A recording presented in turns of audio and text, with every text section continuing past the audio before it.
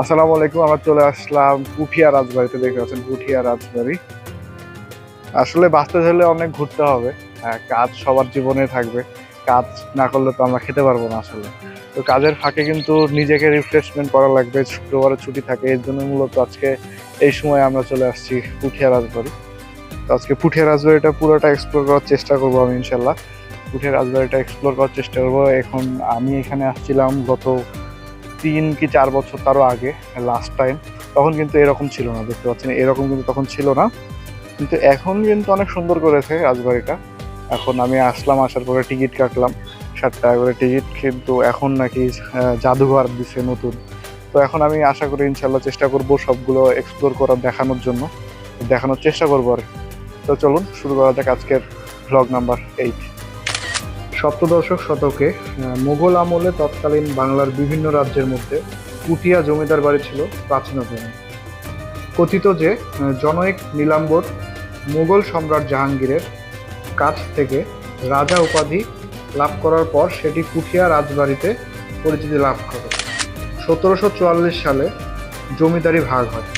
সেই ভাগাভাগিতে জমিদারের বড় ছেলে পান সম্পত্তির 5.5 আনা এবং অন্য 3 ছেলে পান 3.5 আনা।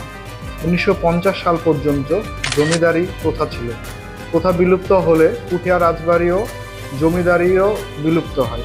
কিন্তু জমিদারি বিলুপ্ত হলেও সে আমলে নির্মিত তাদের প্রাসাদ, মন্দির ও অন্যান্য স্থাপনা ঠিকই এখনো টিকে রয়েছে। এই প্রাসাদটি 1895 সালে মহারানী হেমন্ত কুমারী দেবী ও তার শাশুড়ি মহারানী শরৎ সুন্দরী দেবীর সম্মানে নির্মাণ করান। আমি মূলত কিছু যেগুলা ইম্পর্টেন্ট সেইগুলা হিস্টোরি আমি বলার চেষ্টা করেছি। আপনারা যদি আরও জানতে চান এটার বিষয়ে তাহলে কিন্তু আপনারা গুগল করতে পারেন।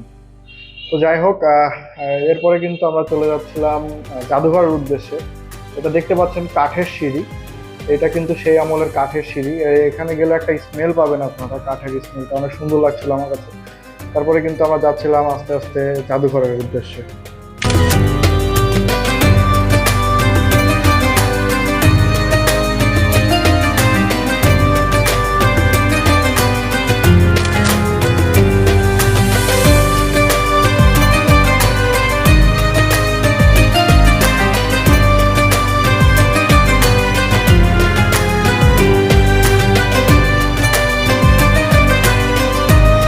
আমরা কিন্তু চলে আসছি এখন রাজবাড়ির জাদুঘর, যেটা এখন নতুন ভাবে এটা নির্মাণ করেছে আর কি।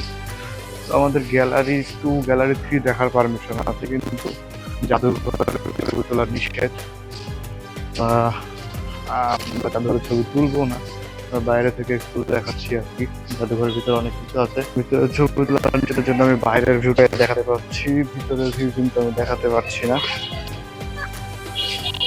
ভিউ নিতে হলে অবশ্যই শরীরে আসতে হবে, এসে কিন্তু নিতে হবে। কিন্তু এমনি নর্মালি যে ভিউটা, এই ভিউটা কিন্তু অনেক সুন্দর, অনেক সুন্দর লাগছে আমার কাছে আজকে।